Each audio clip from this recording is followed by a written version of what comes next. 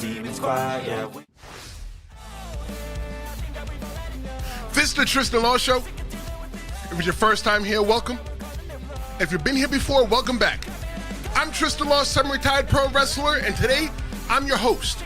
If you thought for a second that Backlash 2025 was just a post-WrestleMania cooldown, I want you to think again, because from a legend possibly turning babyface to a future Hall of Famer, getting his chest caved in, this was the PLE that nobody saw coming, that everybody right now is talking about. Look, when WWE was talking about they were going to do Backlash, yeah, they talked about it. It was going to happen, but I had no clue that it was even happening, right? In order for me to remember, I had to watch Monday Night Raw in order for me to go, oh yeah, Backlash is this weekend. And even during the week, I forgot. I didn't remember again until Thursday night that, oh, Saturday there's a PLE. It's going to be Backlash. WWE did not do as much advertising for Backlash as they did for WrestleMania or anything else. And it totally slipped my mind. So me going into this event, I'm like, what kind of bullcrap are they going to feed us now? It's just going to be something that's filler. It's going to be something that's probably not even good. Like, what are we really going to get? Well, today we are going to talk about exactly what we got. Because WWE Backlash 2025 had happened in St. Louis, in Randy Orton's backyard, maybe his front yard, side yard, I don't know where, depends on how his house is positioned. But we're going to talk about Randy Orton versus John Cena. We're going to talk about Jacob Fatu and his slow turn to becoming a babyface. We're going to talk a little bit about Americano, El Grande, whatever. We're going to talk about a women's match that stole the show. And let me tell you this. WrestleMania was just the dessert. Backlash, oh golly, Backlash was the real meal. Let's kick this off with Jacob Fatu, Drew McIntyre, Damian Priest, and LA Knight for the United States Championship. Let me tell you something. One of the things that I learned from being a pro wrestler is that the first match of the night sets the tone. And that match right there, it pretty much just kicked the damn door open and said, hello, here we are. Here's Backlash. Jacob Fatu, the Samoan drop, the barricade spot, like Jacob Fatu, it's like, damn, bro, it took you so long to get here, Jacob Fatu, but I'm so glad that you are here. That table bump though, right? There's a table spot between Damian Priest and Drew McIntyre. That could have been the crescendo of the match, right? But the story in this match is definitely in the whole entire last 3 minutes of the match itself. Looking at Drew and looking at Damian Priest, this has been going on since last year, since last WrestleMania. And they said, you know what? We just want to let you know that we're done. Psych, we're not done yet because we got a lot more story to tell you. I think right now that WWE is getting too big for Damian Priest and Drew McIntyre to live in at one time. Something has to go. Somebody has to go. And you know what? This is the summer that we're going to get. If this is what we're getting in the spring, coming out of WrestleMania, what the hell is SummerSlam going to look like? Did you cop your SummerSlam tickets yet? I caught my SummerSlam tickets, so I am going to SummerSlam. So if you're going to SummerSlam, I can't wait to see you because I'm going to do something. They're all going to meet up there. We're going to chill, talk, have fun, and get to know each other. I might bring some goodies, but that's way coming into the summer. We still got a lot more wrestling to talk about. And then you got Solo Sikoa's involvement, right? Solo Sikoa he's scared. And the reason why I say that Solo Sikoa is scared, because since he's been in the WWE, he's in the main roster, he's had somebody on his side. He had somebody to his left and to his right, but now he's in the front. Now he feels like he's losing. And he doesn't want to make the same exact mistake that Roman Reigns made, that everybody's going to turn on him too late. So what did we get? I'll show you what we got. We got Jeff Cobb, one of the hottest free agent who just finished with New Japan Pro Wrestling. If you don't know who the hell Jeff Cobb is, I'm telling you after you're done with this to Google it. The thing, and I'm getting goosebumps thinking about it right now, because what I'm about to tell you, yo, WWE right now, they're doing all new kinds of storytelling right now. And the story right now that they can possibly tell is that Jeff Cobb, LA Knight, and Jacob Fatu, they all knew each other before WWE. Before they all even mixed up and they're now going to be making big money, they're at the top of the food chain. They all knew each other. If you don't believe me, when you are done watching this with me today, I want you to Google Eli Drake versus Jeff Cobb. Eli Drake was the name that LA Knight used to go under. I want you to Google Jeff Cobb versus Jacob Fatu. They all know each other. They all know each other. And is WWE going to tell us those stories? That's the part that makes me so excited, because you know what? Now we're not just pretending like WWE exists in a universe of its own, right? WWE exists in the realm of pro wrestling, but it just exists over here. I got a talking point for you. Jacob Fatu is turning babyface. Yeah, of course, you knew that. You see that already. But you know what? Sometimes you just got to restate the obvious. And look, this is Jacob Fatu's face right here. He was not pleased with seeing Jeff Cobb, right? Because it feels like, all right, it's a stab in the back. Where is Jeff Cobb coming from? And how is it that Jacob Fatu didn't know? Well, Solo Sikoa said out of his own mouth, he feels like he's losing his soldiers. And he is. Because somebody like Jacob Fatu is getting too big for his britches. And speaking about getting too big for his britches, we're going to break down that Intercontinental Championship match between Penta and Dominic Mysterio in just a little bit. So make sure you keep it locked and don't go anywhere. We also got a poll. I want to know, how did you like WWE Backlash 2025? Simple yes or no. Did you like it? Yes. Did you not like it? No. Any other comments, drop it in the comments, because this is fully interactive, whether you're watching it live or on demand. I read and respond to every single comment. Solo Sikoa is losing his army. He had a whole people behind him, but now who does he have now? It's just him and his shadow, him and his two long arms, him and his little stupid haircut that he walks around with. He's losing Jacob Fatu. No, he's lost to Jacob Fatu. You know how you know that Jacob Fatu is bridging himself away from Solo Sikoa? When is the last time you heard, "I love you, Solo"? You haven't heard that since before WrestleMania. We got Heel Vega in the chat. He said that Solo knows Jacob is taking over. Jacob is undeniable. Yes, 100%. You're going to get a hand clap for that.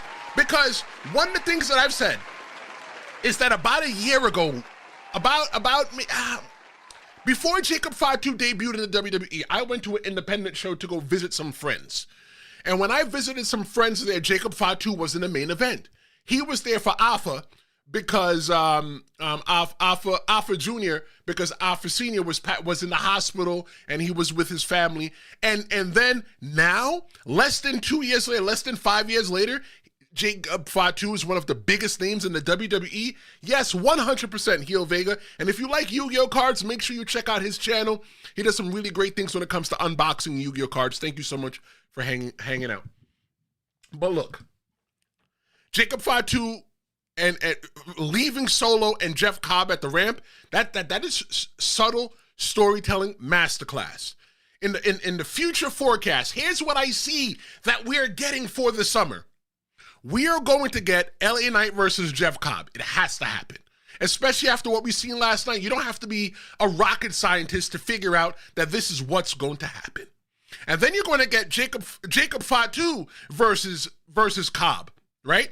And then I eventually going to see Solo Sikoa versus Jacob Fatu, and Jacob Fatu is going to get the belt taken off of him by Solo Sikoa. That's just how I see the summer going. Yo, I'm going to be going to SummerSlam with one of my good friends, close friends, Heel Vega. And we are going to, if this is what they're giving us, now, what the hell are we going to get at SummerSlam? And if you thought that first match was wild, the second match reminded us of what the hell pro wrestling is supposed to look like. Look, In the WWE, I always say this is how I separate everybody. People are so tribal over, oh, AEW, you can't watch WWE. WWE, I can't watch AEW. I hate them all. Look, I'm going to be the only person, the only face of internet pro wrestling that's going to tell you this. So make sure you listen. I'm not going to say it loud, but make sure you listen. It's okay not to like everything because every single thing is different. Let me explain this to you. WWE caters to not the traditional wrestling fan. If you're watching WWE, you're not here for the actual wrestling. You're watching WWE because you want the sports entertainment. The reason why a lot of people don't like AEW is because they're not getting the sports entertainment. You're getting die-hard wrestling matches. At AEW, it's nice if you can cut a promo, but it's even nicer if you can wrestle in the ring. In the WWE, they don't really care if you can wrestle because you can see some of the people they put in the ring, right? But you need to be able to be a character and larger than life. So what WWE did last night was they catered to the AEW fan. They catered to the internet wrestling community, the people that just like wrestling. They gave us Lyra Valkyria and Becky Lynch. That was a wrestling clinic. It was a almost 14-minute match. It was the second longest match of the night. 14 minutes? No, I think it was 18 minutes. Either way, that was the second longest match of the night behind the main event between John Cena and Randy Orton, which we're going to break down and talk about because there's so much to talk about in that match. Honestly, I didn't care about this match going in. Nobody cared about that match. Oh, another Becky Lynch match. Becky Lynch is just going to win so that she can put it underneath her belt that, you know, that she's a Grand Slam champion. She's won all the championships, right? That's how I felt. Nobody cared about that. You expected Becky Lynch to win that match. But you got some great moments like the superplex off the top rope. You got the wrestling. They wrestled in that match. Those two women went in there and told a story. And if you got the goosebumps and you feel what I'm saying, punch, don't even press the like button, don't smash it. Punch the like button, don't break your phone. Okay, fine, be gentle. Tap the like button. Let me know that you're alive. The thing is with that match between Becky Lynch and Lyra Valkyria, that match was just a clinic. That match was not supposed to open the show. It couldn't have opened the show because of all the stuff that went down in there. It probably would have bored everybody. It wasn't fast. It was nice and slow. And all they did was they took their time in the ring. And that's what made the match special, right? It's not about the moves. Look, let me tell you, when I teach people about pro wrestling, I always tell them that it's not about the moves. It's about the moments, it's about the story that you can tell. And the story coming out of that match is that Lyra Valkyria, she belongs. The story coming out of that match is that Lyra Valkyria, she can hang. The story coming out of that match is that Lyra Valkyria defeated a former multi-time woman champion. The only woman that held the two belts at the time, they called her Becky Two Belts. That shows that the Intercontinental Championship for the woman is very prestigious. Everybody said they wanted prestige brought back to the mid-card championships. Well, you know what? I was like, oh my God, now another belt for the woman. But you know what? This belt here is just so prestigious now because Lyra Valkyria showed that she was here to stay. So now let's talk about the post-match disarmor. Let me go into the comments real quick because Heel Vega's checking out. He said, I was shocked by the crowd's reaction to seeing Jeff Cobb. Most fans don't exist in the WWE bubble. Cobb was a beast in Lucha Underground. Look, Cobb is a beast, period, in Ring of Honor, MLW, on the Indies. Wherever you've seen Jeff Cobb's a bad man, right? You talking about meaty men slapping meat? Pause. You're going to see a lot of meaty men slapping meat, definitely, with Jeff Cobb there. Lyra Valkyria, Heel Vega said, wasn't a shock to him. It was a shock to me, 100% shock to me. I just enjoyed every aspect of the match because Lyra's ability to work will get her over. Newsflash, she is already over, my friend. She's already over. She showed that she belongs last night in St. Louis. If you didn't believe in Lyra Valkyria last night, you definitely believe in her this morning. You know what? I'll tell the truth. I am a believer. I believe in Lyra Valkyria right now. I didn't believe in her before. I was like, oh, what kind of crap is this? I always, you come out there with the, ooh, you come out there with your stupid little bird wings. I hope somebody punches you in the face. But you know what? Lyra is legitimized. And especially after you frustrate Becky Lynch, that Becky Lynch had to put the disarmer on her. I want to talk about something really goofy at the end of that match. And what I'm talking about is the armbar, the disarmer by Becky Lynch. And it took pretty much half the locker room to take her off. Look at all the people in the ring. I want you to keep that in mind right now. You got Jessica Carr, fellow alumni of Team 3D Academy. You got that one referee, the black guy in the middle. You got Rudy Charles right down there. There's 3 referees, right? Remember those 3 referees. It's going to play into something I'm going to explain to you later on. And then you got the 2 backstage officials right there. How is it that it takes so many people to remove Becky Lynch from somebody's arm? How strong is Becky Lynch? Right? That he couldn't remove Becky Lynch from the arm. You eventually go through the whole entire thing. You see them all pulling and tugging at Becky Lynch's arm. You can't move Becky. Look at Becky Lynch. What's so special? Becky Lynch is not strong.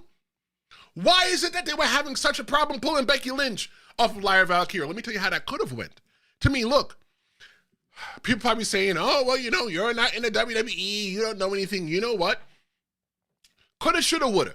Here is what I would have done.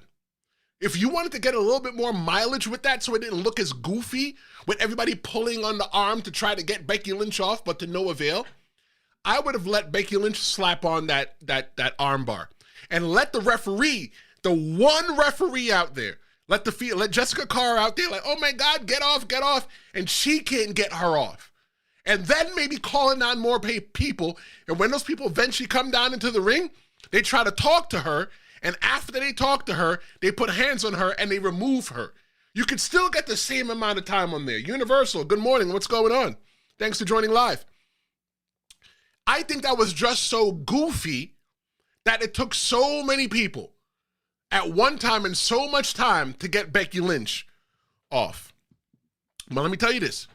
That match made you believe between Lyra Valkyria and Becky Lynch. It made you believe that Becky Lynch could win, would win, but didn't win. That Women's Intercontinental Championship, listen to me when I'm telling you this now, it means something. You don't need smoke and mirrors when you've got heat. Which brings us to a match that's full of smoke, fire, and masks.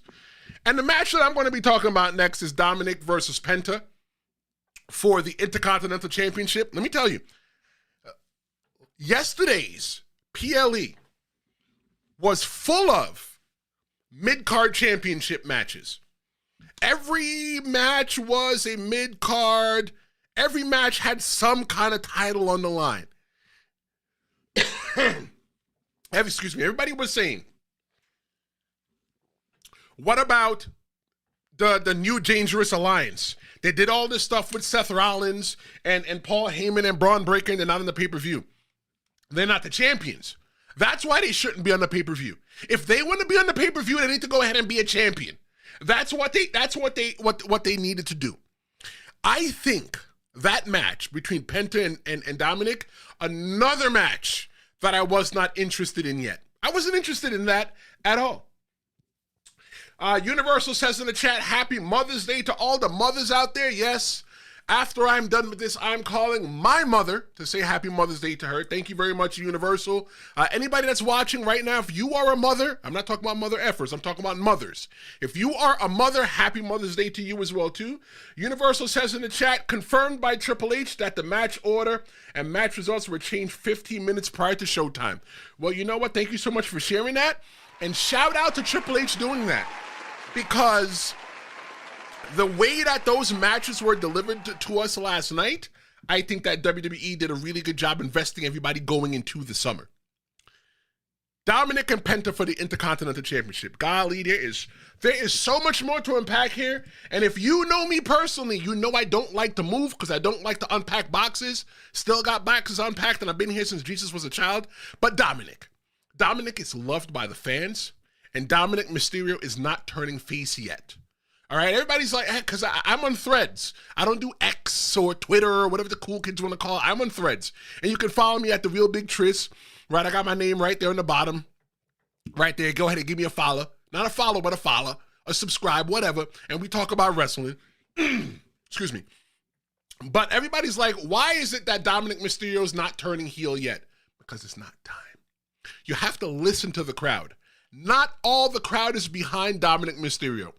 Dominic Mysterio, the day that he turns heel is babyface, the day that he's going to lose the Intercontinental Championship.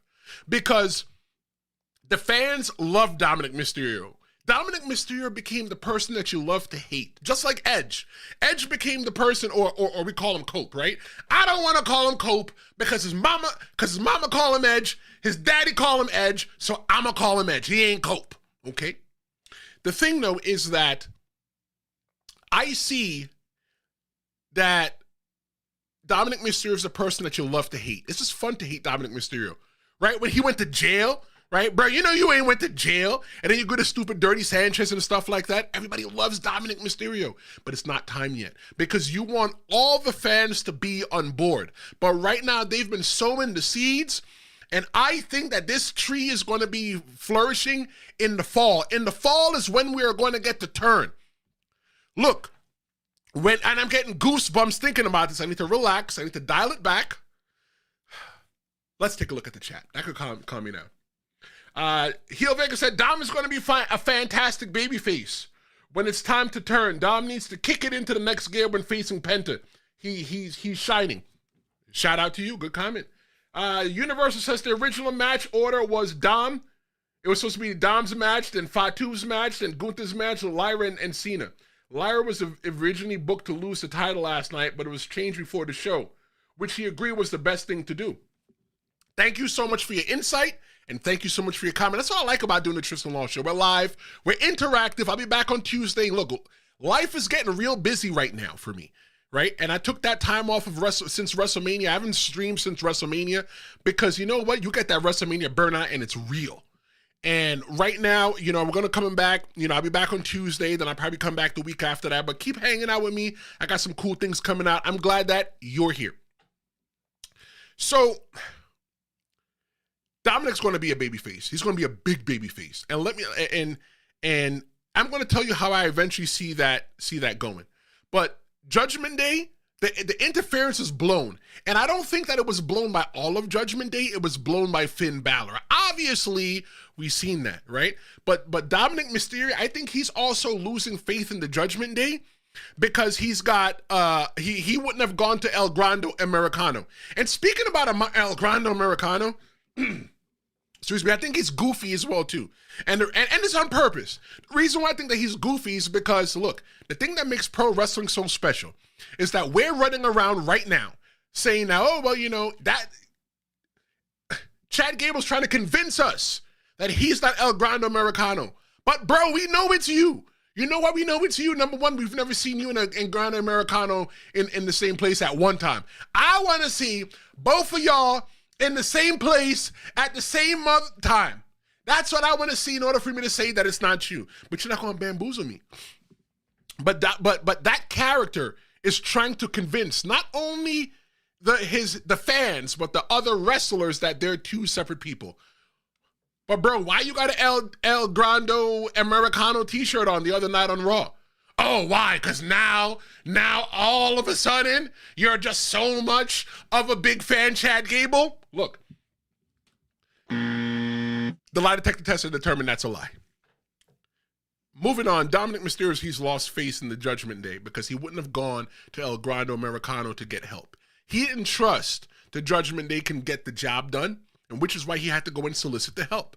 Maybe Dominic Mysterio doesn't know that El Grande is Chad Gable, but you know what? That's where the goofiness comes in. That's where the whole sports entertainment aspect of this whole entire thing comes in. The biggest moment will be when Judgment Day turns their back on Dom. You don't see what's happening on your television. That's why you come to the Tristan Law Show, so I can fill you in and let you know what's going on. Look at this right here. That is Finn Balor at the end of that match there, right? And my question is, why don't you look happy for your mans? Like, everybody looks like they're having such a great time because Finn Balor is, because Dominic Mysterio won the match, win, lose, draw, no matter how he won it. But Finn Balor, he doesn't look happy. Finn Balor looks like he's got a little bit of hate in his blood. When the biggest moment, again, will be when Judgment Day turns their back on Dom. That's going to turn Dom into one of the biggest baby faces in the WWE. The chat is on fire right now. Let's go to the chat. We got JR. JR said that Cena's final run is not entertaining at all. I feel like it's a wasted final year. He is trying to ruin wrestling at his core, but wants to entertain and is far from it. JR, thank you so much for your comment. I want you to hang around. Because when I get down to that match with John Cena and Randy Orton, I'm going to unpack that for you. My friend Heel Vega said some stuff about that match last night in a text, and I said, I need to invite him to watch this show live today. And if you like Yu-Gi-Oh cards, make sure you check him out. He's in the chat. Because we are going to unpack that match. Don't go anywhere. We got Mike Hawks, Long. Okay, great. Nice comment. JR, Universal says, JR, the night after WrestleMania is when the new Cena got over with the new original gimmick. From Chamber to Mania, it was a major failure. Chad, okay, great. There you go. Looks like we're having a little bit of debate in the chat. I love it. A little bit of debate is nice. Let's make sure we keep it respectful in the chat. Also, make sure if it's your first time here, don't forget to hit that subscribe button because we always break down all the coolest things about pro wrestling, and you get to do it with a semi-retired pro wrestler like myself, Tristan Law. So, when Judgment Day turns their back on Dominic Mysterio, even Liv Morgan is going to turn her back on Dominic Mysterio. The only people that I can see saving Dominic Mysterio are Rhea Ripley, Damian Priest, and Rey Mysterio. It's inevitable. It has to happen. Maybe we'll get something down the line at the at Survivor Series. Maybe we'll get a Survivor Series style traditional match. I don't know, but it's just inevitable. The fans like Dominic Mysterio. You have to like Dominic Mysterio. You have to like him because of everything that he goes through. Like Dominic Mysterio is undeniable. But here's the thing, though. I want to show you another picture of Finn Balor being a hater. So look at, this is when they're standing on the top. Everybody is cheering, right, for Dominic Mysterio, even the Judgment Day, except for that hater over his right shoulder on the left side of the screen that we're looking at. That hater, Finn Balor. Let me tell you why Finn Balor, and I'm getting goosebumps again. Let me tell you why Finn Balor is not appreciative of everything that's going on. Because Finn Balor is a two-time, this is four fingers, two-time Intercontinental champion. And Dominic Mysterio has only been champion for less than a month. Dominic Mysterio is such a new Intercontinental champion that the plastic is still on him. But you get to walk around and say that you're the best? Who the hell did you ever be to walk around to say that you're the best? Finn Balor has been champion, Intercontinental champion, more times than that Nepo baby, Dominic Mysterio. Finn Balor had to earn his right to become on the top echelon of the WWE, and when he got the Universal Championship, he got hurt. They took him out of the picture, and we never heard about him as a main eventer ever again. But then you got someone like Dominic Mysterio who came in on his daddy's coattails. Hi, my name is Dominic Mysterio, and my daddy's Rey Mysterio. Or maybe it's Eddie Guerrero. I don't know. I didn't see the paternity test, so I can't comment on it. But I can only tell you this. Whether Dominic Mysterio's dad is Eddie Guerrero or Rey Mysterio, he is a Nepo baby. So you got somebody that is like Carlito. Carlito can ride for Dominic Mysterio. Why? Because he's a second-generation star just as well. But you got somebody like Finn Balor. Finn Balor had to earn his way into the WWE. They weren't just handing it out to him. He had to come there and bust his ass for it. And you, Dominic Mysterio, get to call yourself the best? Those are the stories that WWE is telling us going into the summer. Into the summer. That is what they are telling us. The summer is going to be hot. And let me tell you, it doesn't matter whether you watch AEW or whether you watch Ring of Honor. I did watch Ring of Honor. They're on YouTube. I watched the first match of the latest Ring of Honor taping last night.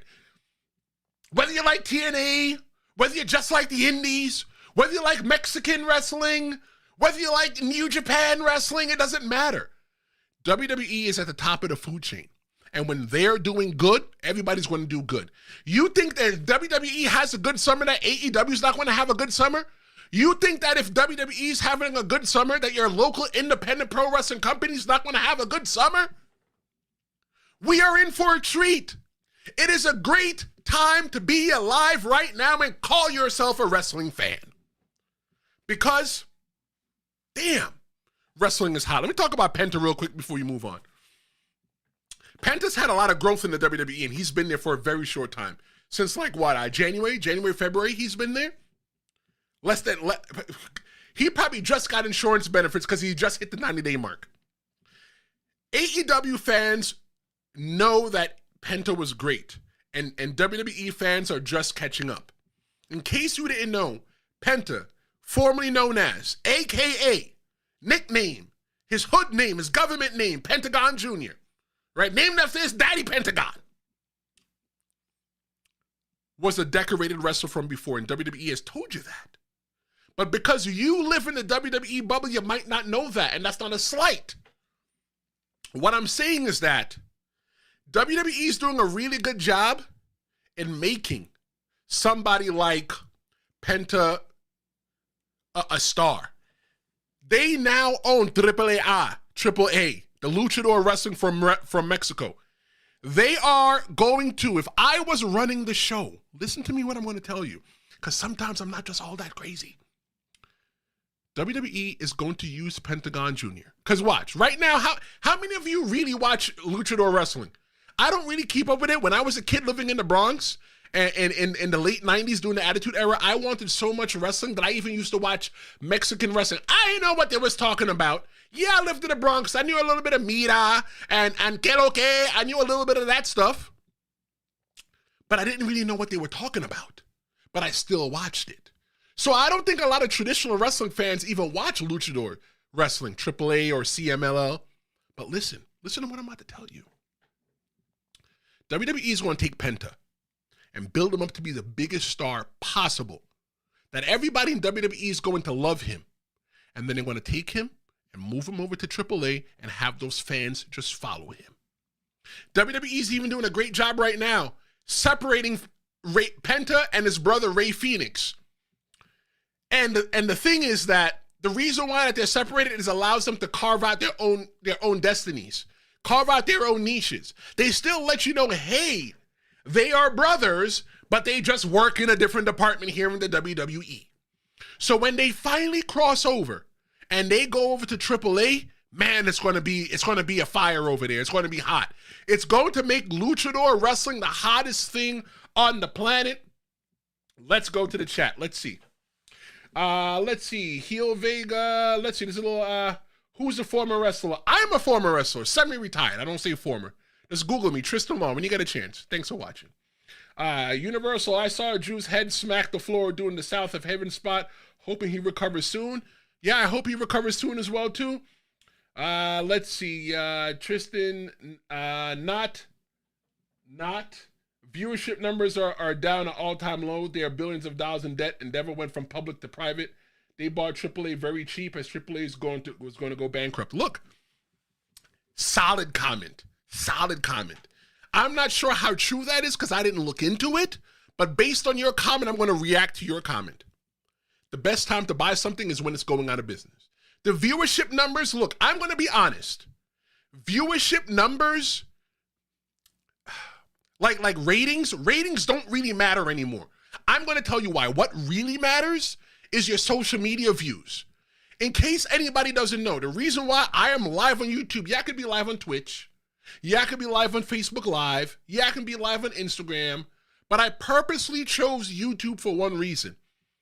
Because YouTube is the #1 streaming platform on the planet, above Netflix. You talking about you want to Netflix and chill? What about YouTube and chill? I YouTube and chill all the time. I just need somebody to chill with. WWE is it.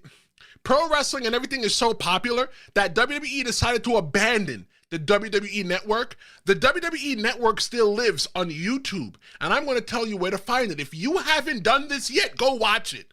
What I'm talking about is the WWE Vault. WWE Vault is probably one of the best YouTube channels out there because they have one for WWE and they have one for WCW. I think it's just called WCW. And you can go there, you can watch them showing live, replays of WWE or WCW shows. They have different behind the scenes things there, and they all got it separate because now they don't have to worry about splitting the money with a middleman. They don't have to split the money with NBC. They don't got to split it with Netflix. That's their money. They're going to collect all the ad revenue for that. I think that even though people might say that viewership is down, social media numbers are up. It is important right now that anybody that is running a business right now that you need to get on YouTube. You need to get on social media, but preferably YouTube. Make shorts. A lot of people that have found me, they probably found me because of shorts. I've had people at my job come to me and say, bro, I didn't know you had a YouTube channel. I did. I do have a YouTube channel. How'd you find me? I was just watching wrestling shorts and I found you. Well, you know what? I'm glad that you're here. Let's see. Heel Vega said, viral moments unfortunately eclipse television and cable ratings. Things changed so much in the last 2 years. Yeah, 100%. It's not about, even when you're watching regular TV, it used to be back in the day that when a moment was viral, it would hit the gossip section in the supermarkets, or they'd be talking about it in Good Morning America or live with Regis and Kelly. But now, you are not a viral moment if people can't find you on the internet. When everybody was talking about, anything that's been viral in the last 5 years, 3 years, in the last week, when everybody was talking about Jake Paul trying to beat the brakes off of Mike Tyson, social media propelled that. The only reason that Barack Obama became the president in 2009, and we're not talking about politics, I'm just using this to leverage something, is because of social media. He took social media and ran with it. Anything that happens, people put it on social media, and the problem with social media is that people believe it. They take it for gospel. People don't trust traditional broadcasters anymore. They don't watch traditional TV. People come to the internet and look for people like me because you know what? I'm more relatable because I give you a format that you can come in here. I'm pointing at the other screen. I got 2 screens. Because you can come in here and your voice matters. You don't have to call a number. You don't have to wait. You get instant access to me, and I give out my email address all the time, and I tell you to email me. You want my email address? Here's my email address. My email address is tristanlawshowmedia@gmail.com. You can email me. If you ever be like, yo, I like how you did the show, or hey, there's a guest that I want you to come on. Anything you want to talk about, message me. Social media matters. Regular traditional viewership does not matter. And you know what matters? We talked about going from a mass mystery to a man with no mystery. We're going to be talking about the ring general, and he definitely came here to collect. We got to move on. We're going to talk about Gunther versus Pat McAfee, the only match last night that did not involve a championship. We're talking about the chest that needed to get the nipples chopped off of him. And that's how I felt.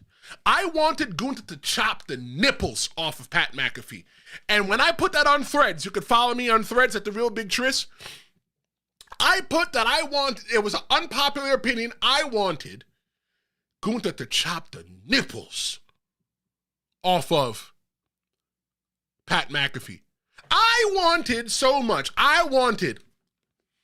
Gunther to reach all the way back, reach them long fingers, that nice flat palm, that long arm all the way back to Austria, his home country, and clap it down on the chest of Pat McAfee, because Pat McAfee does not belong in a pro wrestling ring. Hold on, I'm going to make a point. Pat McAfee don't belong in a pro wrestling ring. He doesn't. But after last night, anybody that knows anything about pro wrestling, that spent time in pro wrestling, you see what went on last night in that ring.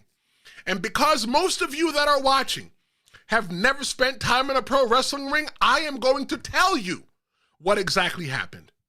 When you're done with this, I want you to watch that match back. WWE does a really good job cutting the camera quick, so you got to really pay attention and know what you're looking for. People always ask, is the match rehearsed before you go out there? Me personally, we don't rehearse the match.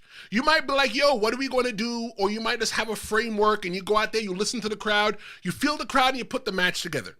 With somebody like Pat McAfee, we're probably going to practice that match. You know why? Because he's not a full-time wrestler. Wrestling is not his thing. So you see Gunther out there, and he's calling the match. He's utilizing the referee to tell Pat McAfee what he needs done in order for them to facilitate that match. You see Gunther calling the match in the middle of the ring to Pat McAfee. Gunther isn't just a ring general in name, because they ran out of monikers. The Austrian awesome giant, the chopper of the choppiest. No, they didn't just call him the ring general because they ran out of names. They called Gunther the ring general because he is a ring general. Because he went into that ring and he handled that match. He took care of Pat McAfee. And one of the biggest honors that you can get into something I didn't understand is that when you're in the ring and they expect you to take care of someone, you're supposed to always, one of the wrestling rules is always take care of yourself and your opponent at all times. Always work safe. But when you're in the ring with somebody that's not a traditional wrestler or a full-time wrestler, you got to take care of them. I didn't understand that as younger me. I used to be put in the ring with Superfly Jimmy Snuka, with Nikolai Volkov, Tito Santana, Jim the Anvil Neidhart. I got put in there with all the old people. And I couldn't appreciate it. Why the hell are they putting me in there with the old people? They can't wrestle. Because it's an honor for me to go in there with the ring and possibly learn something from those people. And to take care of them, to make sure that they come out on the other end. In my young wrestler brain, I was dumb and didn't appreciate it. But in my old wrestler brain, I appreciate the fact, not because they're legends, but I appreciate the time that I got to stand in the ring with people like Sanjay Dutt. I got to stand in the ring with people like Rikishi, Nikolai Volkov, Tito Santana, Jimmy Snuka. I appreciate that. I got to take care of them. And Gunther did the same exact thing last night for Pat McAfee. He took care of Pat McAfee. Gunther didn't just wrestle in that match last night. Behind the scenes, he took Pat McAfee to school. He taught Pat McAfee what it's like to be a pro wrestler and then not have to worry. Let me even give Pat McAfee a little bit of props.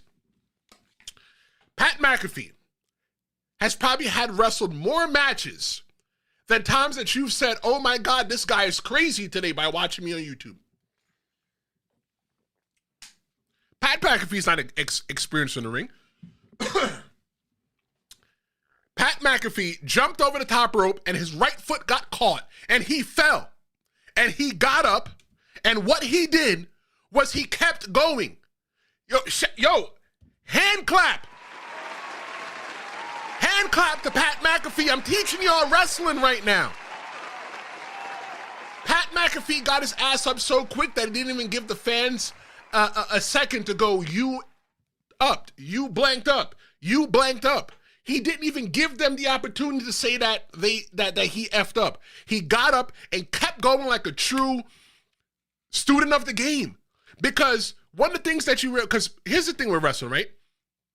Everybody is so quick to point out the botches.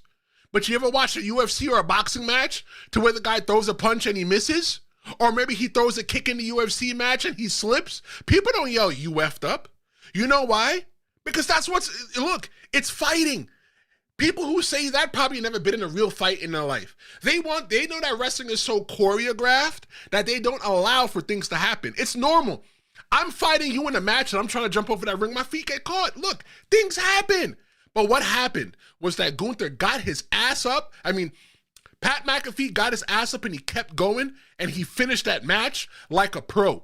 Keep it locked because we're getting ready to go dissect that main event match between John Cena and Randy Orton, the main event for the Undisputed Championship. We're going to dissect it. That's coming. Hold on. But Pat stumbled and he recovered like a pro. Pat McAfee doesn't belong in a pro wrestling ring. Pat McAfee doesn't even belong in a WWE ring calling himself a wrestler.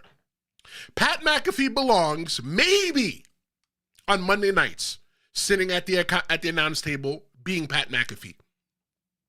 Pat McAfee deserves to be on the Pat McAfee show on ESPN, and you can watch it here on YouTube, being Pat McAfee.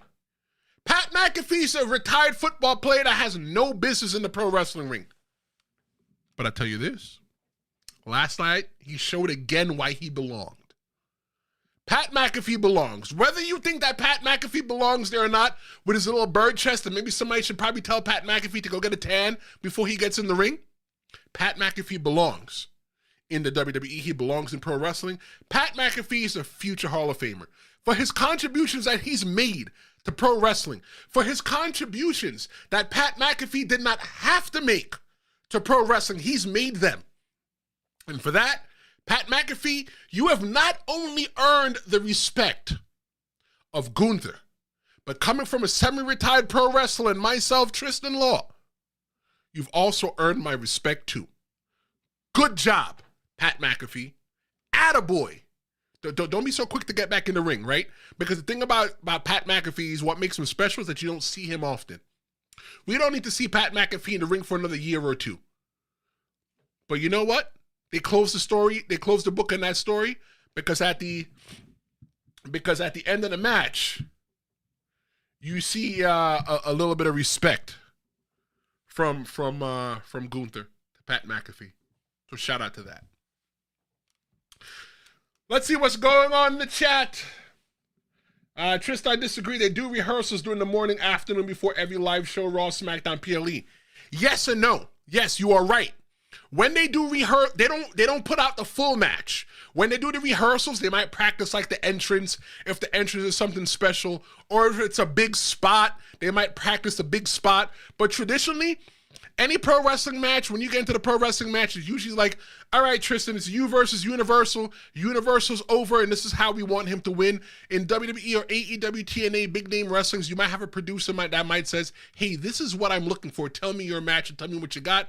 The producer or the agent is a lot more experienced, and what they do is they help you put the match together so that the match makes some kind of sense. So yes, They do rehearse, but they don't go in there and practice the whole entire match. Because you are professional enough, you learn that I could just be saying, hey, you know what, Tristan, you go in there with Universal right now. Tristan, you go in there with Universal right now, and what's going to happen is that you guys are going to have a 10-minute match. Universal is over. Go. That's how I was trained. I didn't have to go in. You don't have time to rehearse everything. Now, when it's a show, if it's a sequence, like we're doing a chain or something like that, and it's a duck and I might have to catch you or something, I might try to see if I can catch you or some kind of way, right? But other than that, there's no really big rehearsals that happen for a pro wrestling match. We go in there cold and we just do it 9 times out of 10. But are there rehearsals at WWE? Yes. If the entrance is intricate, or if they, or so they can make sure that the cameraman and the wrestlers have the cues and the pyro and everything like that, yes. But the core fundamentals of the match, no. There's no rehearsal for that. Good comment. Thank you very much for that. Let's see what else we got. RT the Brands is Pat McAfee is the new Shane McMahon. Ooh, that's a hot take over there. That's a hot take because he went from announcer to crash dummy. Yeah, okay. That's a hot take. I like that. Heel Vega says that Pat has put on bangers with Adam Cole, Austin Theory. Won't lie, he wasn't interested in the match. It was hard for him not to watch Gunther's matches. He's a captivating performer. Yeah, I agree. Wasn't interested in that match either. That match, in all right, should have lasted 2 minutes. That match between Gunther and Pat McAfee should have been a 2-minute match, but you know what? They gave us, what was that, 14 minutes, 10 minutes? They gave us something like that. We got a pretty long, decent match out of Pat McAfee and Gunther. Let's see, what else did I miss? We didn't really miss nothing else. Nothing else in the chat. Okay, good. Shane was underrated. Oh, look at RT the brand. You seem like a Shane McMahon fan. Shout out to you. Look, I was a Shane fan growing up in the 90s as well too, when he was trying to find his way in pro wrestling and I was trying to find my way as a teenager. I was a Shane McMahon fan as well too. I wouldn't mind Shane McMahon coming back. Will he? I don't know, man. This summer's crazy. Crazy. So we've seen heart. We've seen chaos in Backlash. But now, I'll tell you what it's time for. It's time for history. It's time for one last war. We're going to be talking about Cena versus Orton for the WWE Undisputed Championship, Universal Champ, whatever the hell they want to call it today. We're talking about the one last time match. Is it one last time? I don't know. We're going to have to see. This match, hands down, is the best match. It's the 24th match between John Cena, right? They said the 24th match, whatever it was. This match was the best match between John Cena and Randy Orton ever.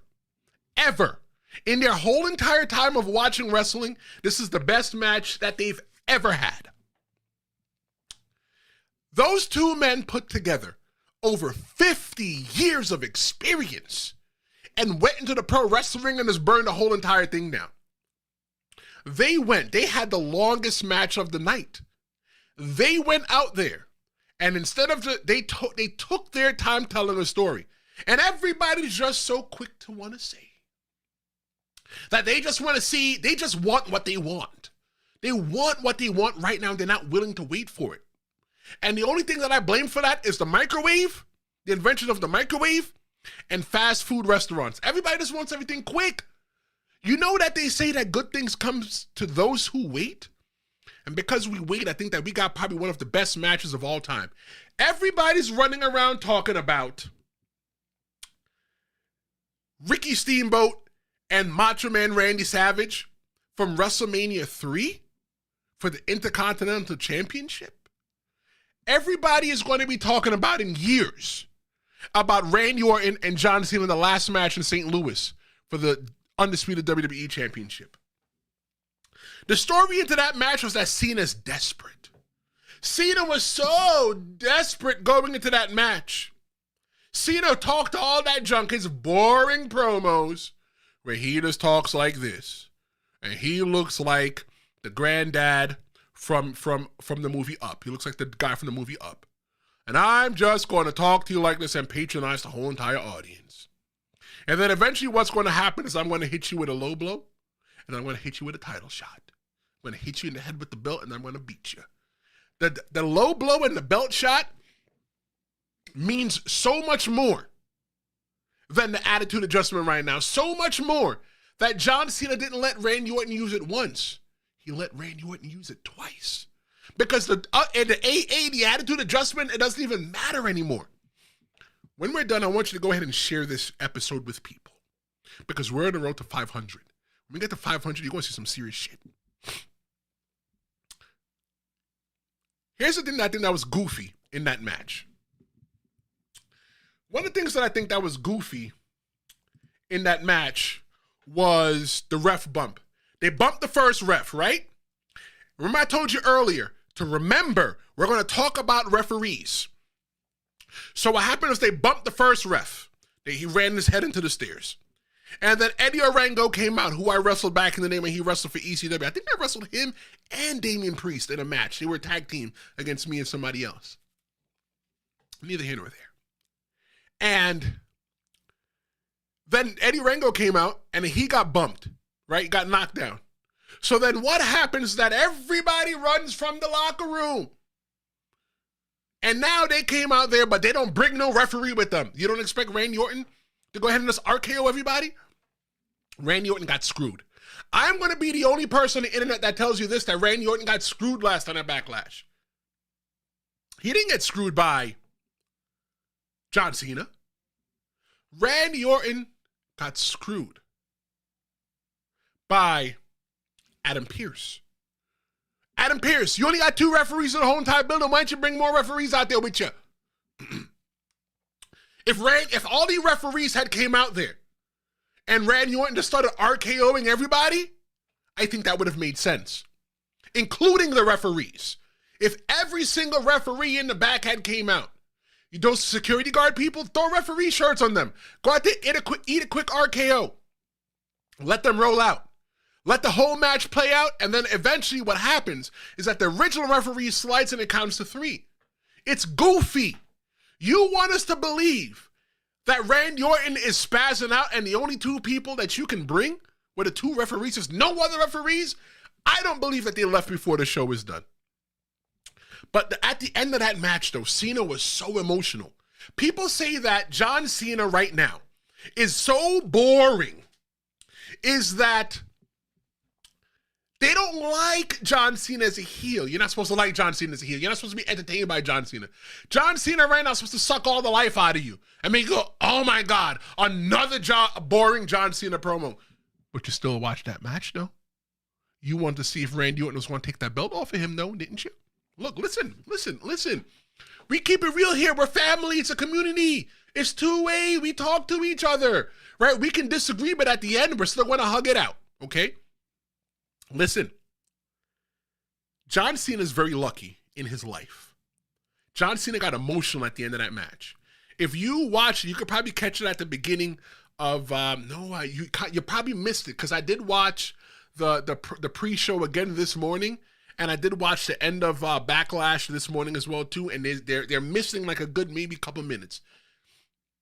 John Cena leaves, and he gets emotional.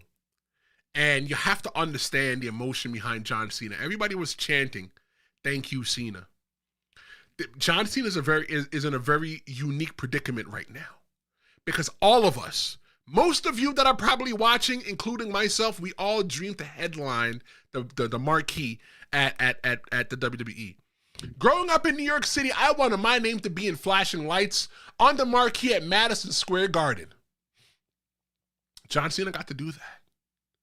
John Cena got to headline WrestleManias, travel the world, and change lives. And for everybody to be able to appreciate the artwork of John Cena last night in the arena, they could still chant, "Thank you, Cena."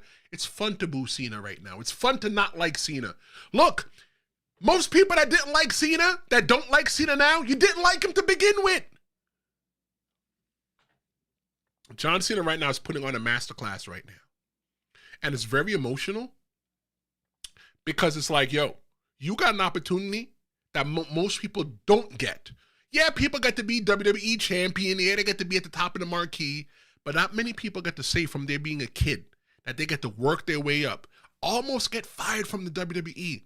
And now you are one of the most decorated champions of all time in the WWE history, and you get to dictate the way that you go out. And although you are you're not the biggest heel in wrestling, but you're one of the biggest heels. You're one of the biggest heels in the WWE.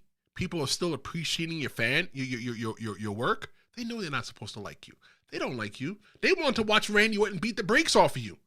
But what happened was that John Cena went out there last night with Randy Orton and combined their 50-plus years of experience and put on a masterclass. I think 100% that last night, Randy Orton versus John Cena is going to be a match that people talk about, but it is going to be a match that inspires a whole new generation of wrestlers. Listen to me. When women's wrestling started becoming hot, when I was in the wrestling school to still train and get better, there was an influx of women coming in there. There's going to be a bunch of little boys that watched that match last night and said, you know what? They want to have that emotion. People don't understand. Why is it that I want to grow up, to go into an industry to where I beat up my body, that I'm 39 years old and when I stand up, it sounds like gunshots? Why? Because I'm addicted. I got addicted a long time ago before I ever stepped into the ring. I got addicted to people cheering for me, people booing for me, being able to have people in the palm of your hand. You understand the kind of power that wrestlers have when they do the 1, 2, and they kick out right as the ref's hand's about to kick out? That's such an emotional thing for you because I never forget the first time I did that. And I turned to my opponent in the ring and I go, and I hate cussing because I know my mother be listening. But I looked over to my opponent and I said, holy fuck, we got them. We got them. They're invested in what we're doing. John Cena had the ability to come in, work his way up, only wrestle for one mainstream company. Granted, it wasn't only TNA. He wasn't going to go to TNA. He wrestled for one mainstream company. John Cena became so big that he was able to go to Hollywood and make a life for himself outside of the WWE. It's emotional. Looking down at that belt, you have the belt that everybody wants. Everybody wants the damn belt so much they went on, they bought the belt. You see many people standing in the audience with replica belts that they never defend, that they didn't win, that they didn't take one bump for, they didn't travel the road for? But John Cena got that?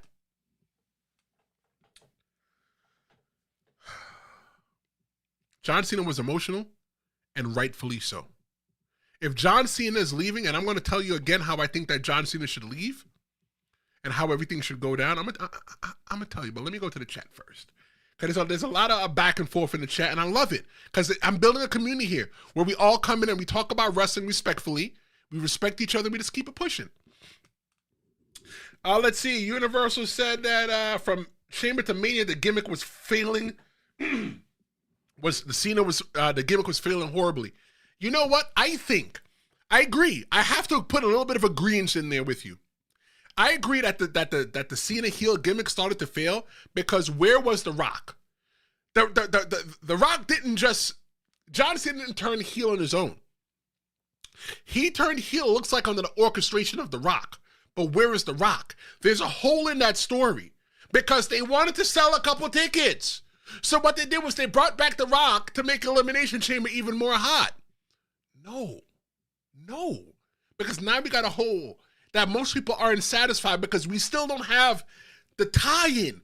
We don't understand how that puzzle piece fits in with John Cena and The Rock. We don't understand how that puzzle piece with John Cena, The Rock, and Travis Scott fits in. We don't understand that.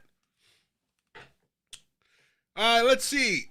Universal says that John and WWE agents, writers realized it was doing badly and they merged the manufactured WWE Cena gimmick and his original gimmick, the thug gimmick, and now it's working. Let me tell you this, though.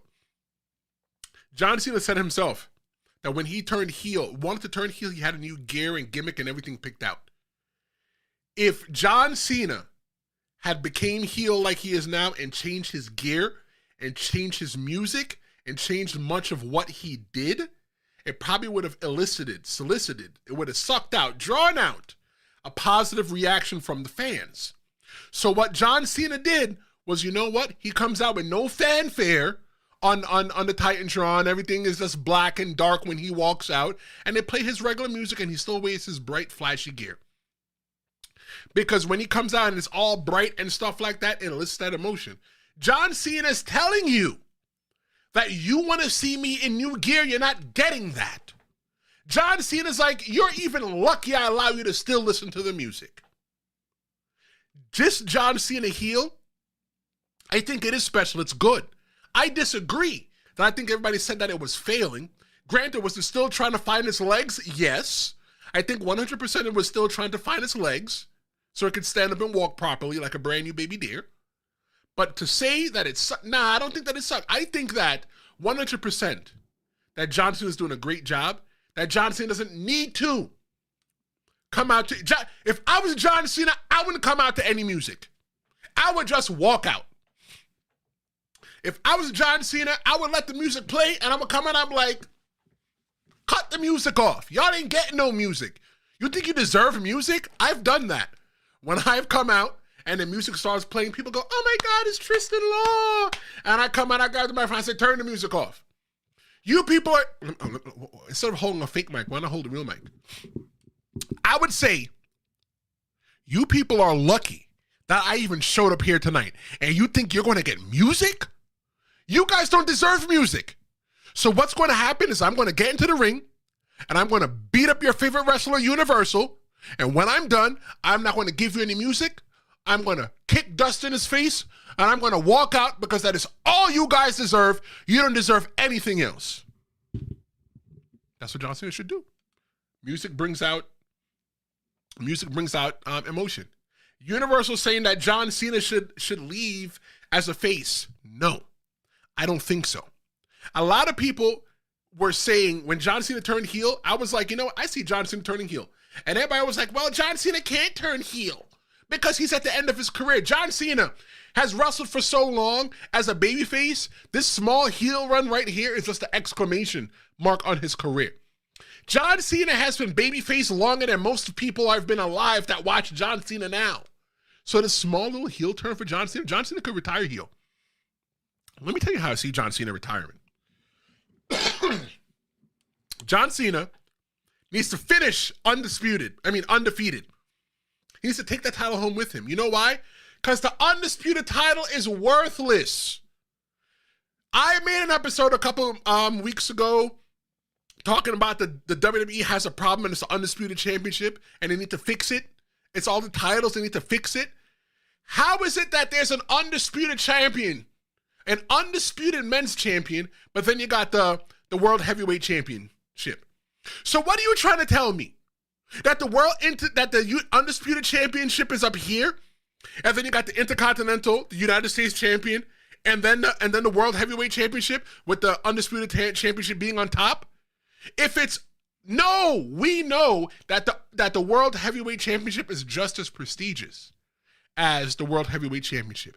John Cena needs to take that championship, go home with it, and never come back. John Cena says that he's going to be the last real champion. Let him take the belt and go home. And then take that undisputed championship and make it prestigious.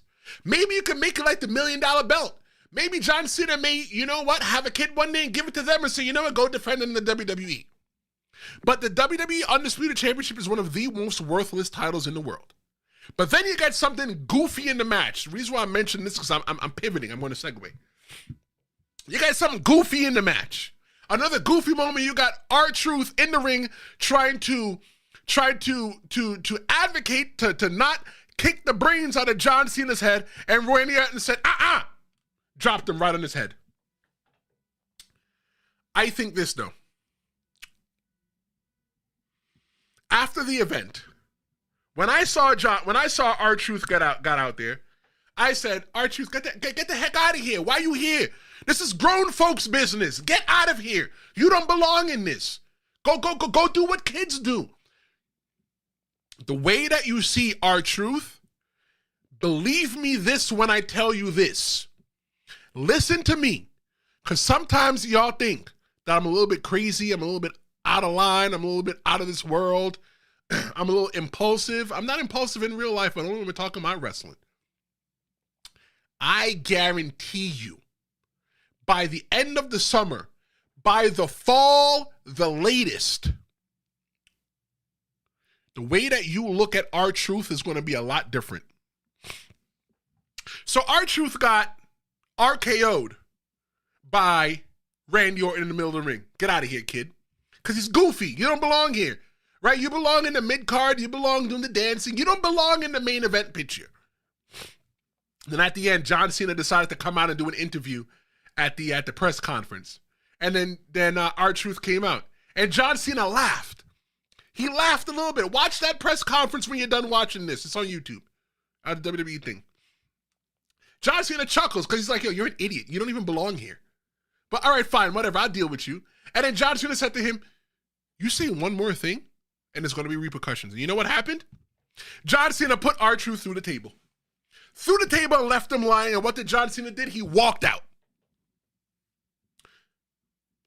Somebody said to me that R-Truth needs to be the one that takes the belt off of John Cena.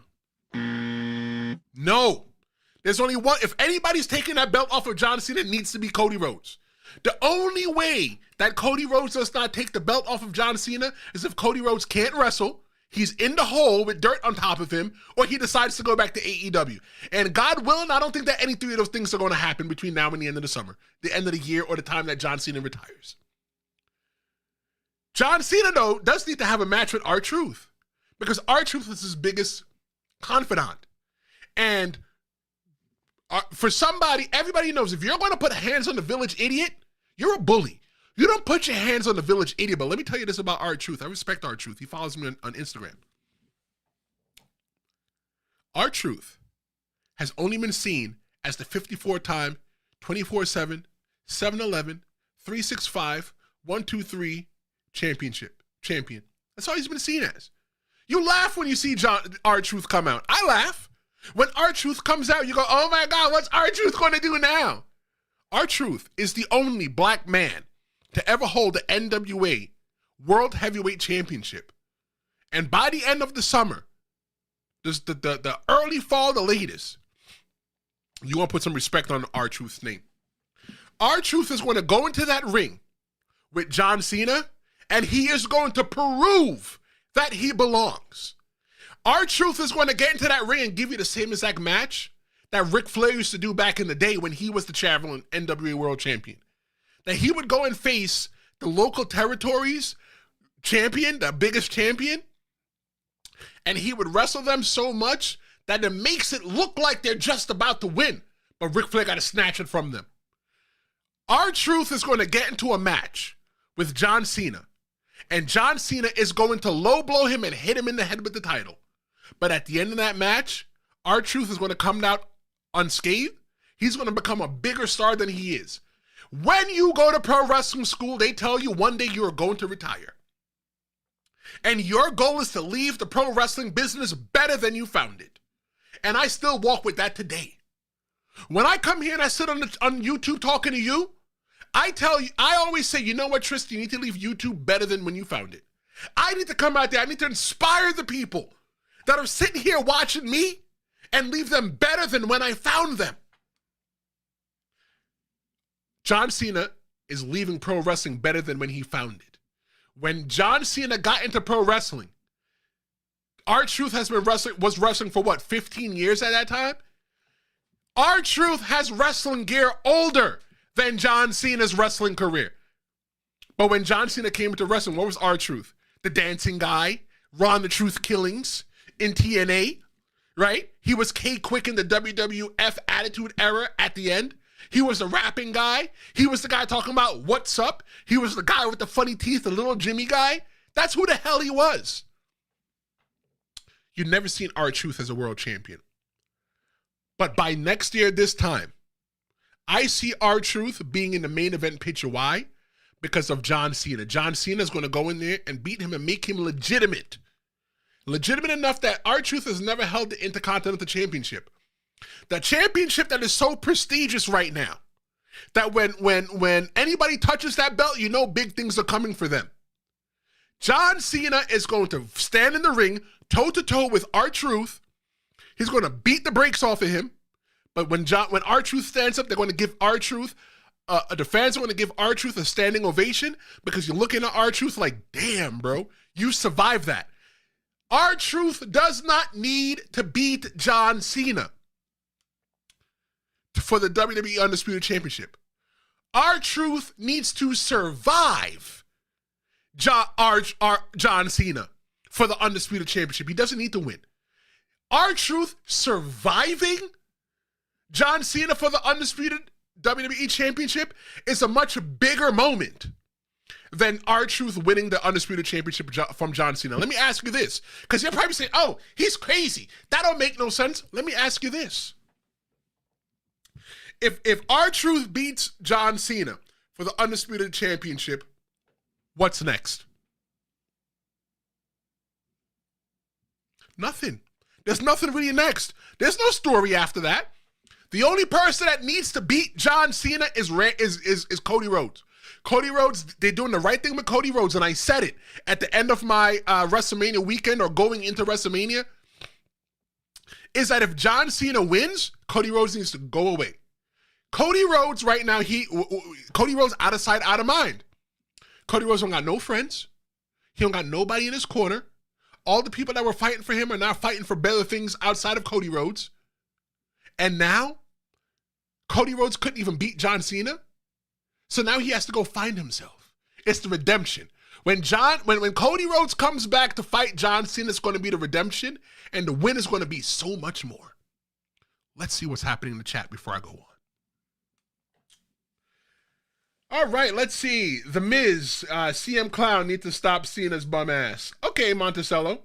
The Miz and CM Punk stopping John Cena? No. The Miz, definitely not. CM Punk, the only reason why John Cena is in the position that he's in now, because Seth Rollins curb stomped CM Punk. And John Cena capitalized on the win. So CM Punk still owes John Cena a boot to the behind. But he's not the person to take the belt off of him. The person that takes the belt off of John Cena has to be Cody Rhodes. Nobody else. It's Cody Rhodes or nothing.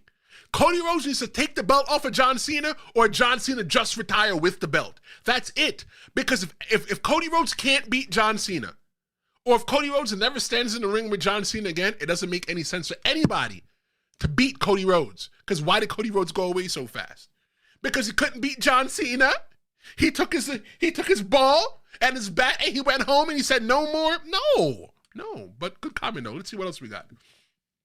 The Rock is my all-time favorite. This is from RT the Brand. The Rock is my all-time favorite, but I see where he undermined the John Cena heel turn angle. Yeah, 100% I'm gonna give you a hand clap because I didn't think I'd give you a hand clap yet. Yes. Because where is The Rock right now? Out there shooting movies? Out there getting ready to go in a Hollywood premiere? Because he's a board of director for TKO? Like, no.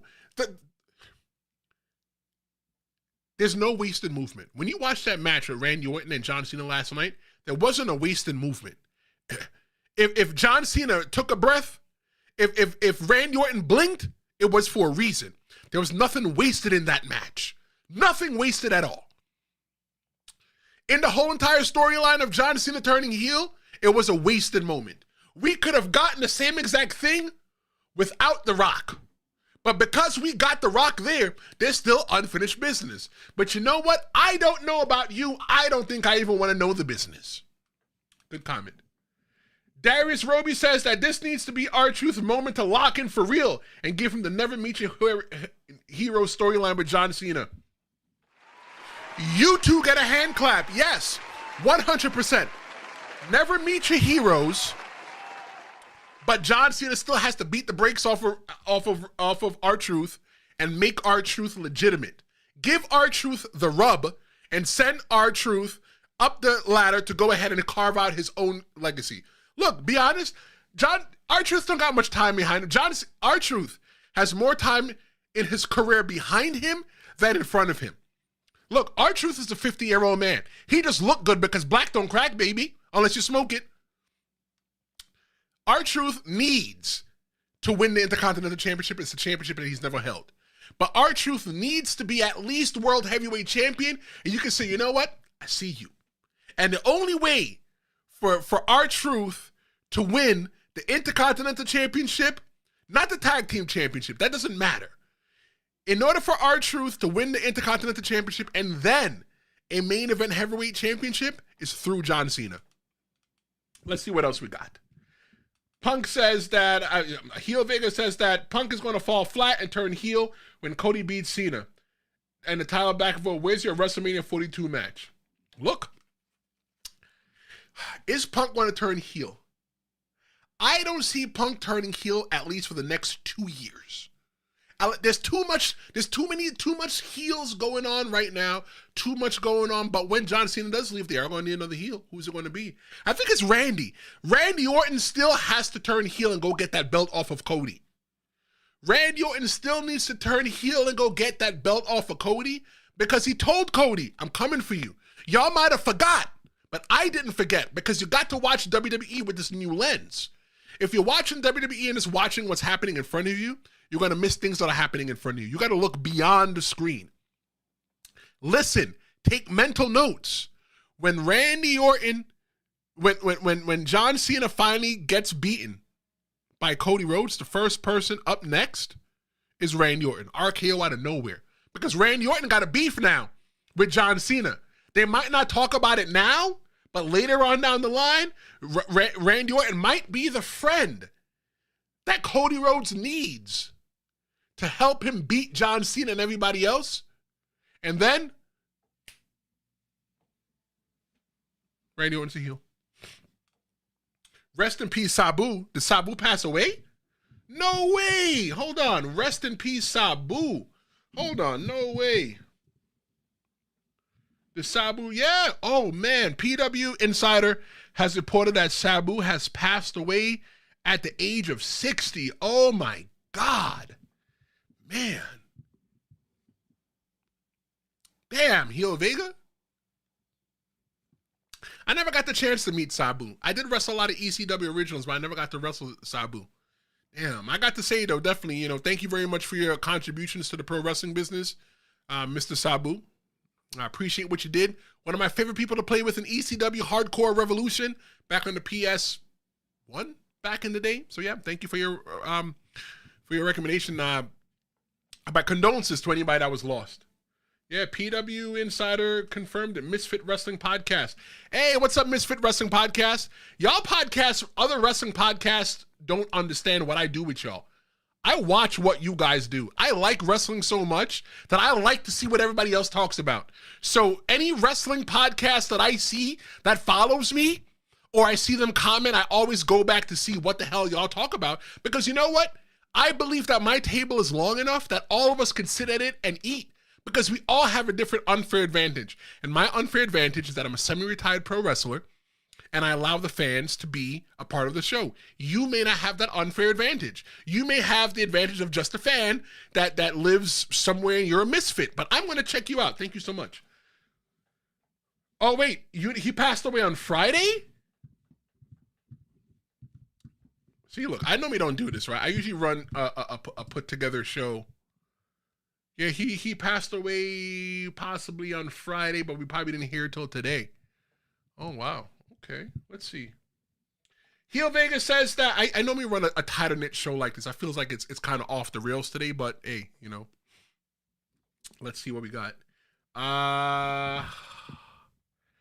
Heel Vegas says in order for Cena to keep the heel turn throughout retirement, his Hall of Fame speech needs to be a heel speech against the crowd as well. Nah, I disagree.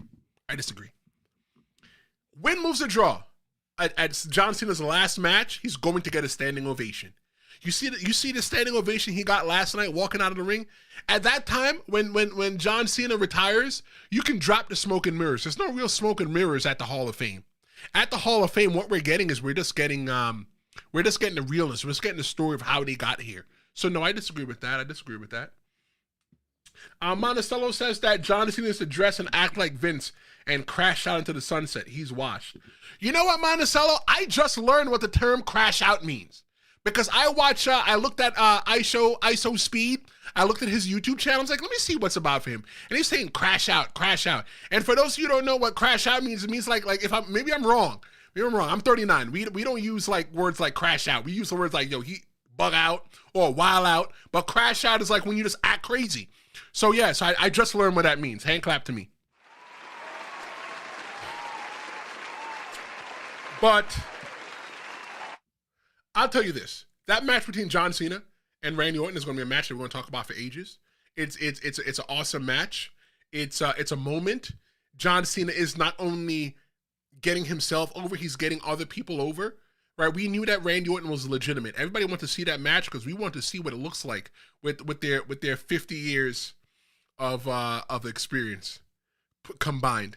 And this match is going to be remembered for generations. The biggest takeaway from Backlash overall is that WWE might be cooking with something major for the summer, right? We all getting ready to grill in the summertime. I already started lighting up my grill already to make sure that it still works. But what WWE is going to be putting on the grill is going to be something that we all can't wait to taste. Backlash wasn't just a show, though. It was a launch pad. Summer 2025 is going to be insane. You're going to have the Jeff Cobb, the Solo Fatu, the Solo Sikoa, the Jacob Fatu, the LA Knight square triad thing going on. Judgment Day, they're going to implode. Lyra Valkyrie, she's going to rise in R-Truth. He's going to be in a renaissance. When Backlash makes you care about matches you didn't ask for, I must say to Triple H, it is great booking. We're going to go to the comments one more time, and then we're going to close this up. Darius Roby said that crash out is more of a YN slang term. Look, I know what YN means too. I can't say it. Don't type it. But I know what YN means as well too. I just learned that one as well too. But yes, that is a YN term. RT the brand, I'm 40. We on Unk mode. Yes, sir. Uncle Tristan over here, as my niece and my nephews call me, Uncle Tristo. Uncle Tristo. Two things I love being at 39 years old, almost 40. I love being a dad. My little boy's 2 years old, almost 3. And I love being an uncle, but I love being a dad much more. Universal, his last comment says that this will get a standing ovation, his last match, if it is his last match. I agree. The last match with John Cena is definitely going to get a standing ovation. Let me give you my 5. Out of the 5 matches, let me give you them in the order that I like them. Definitely Pat Gunther versus Pat, right? That's number 5. Number 4 is going to be Dom versus Penta. And then the Fatal 4-Way, and then Becky versus Lyra, and then Cena versus Orton. Those are my pack. My number 1 match the last time was Cena versus Orton. And yeah. I'll be back on Tuesday. Don't know the time, but make sure you like, share, and subscribe. Share this episode with somebody that you know that it hit them in the feels. What I want to know about from you is let me know what match made you feel something last night. Drop it in the comments whether you're watching live or on demand. And don't forget to hit the subscribe because we are just getting started. I am Tristan Law. This is the Tristan Law Show. Thank you so much for watching. Hey, send me an email at tristanlawshowmedia@gmail.com. I'm Tristan Law, and I'll see you next time. Flashing red lights, driving at night, windowless.